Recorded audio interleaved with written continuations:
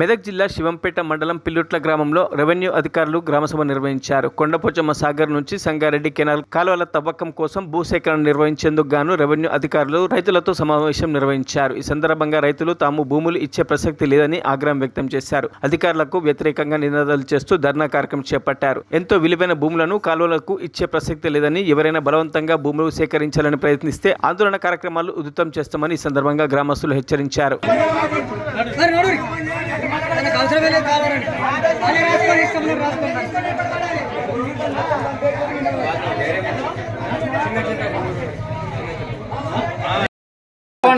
ఏం మాట్లాడాలి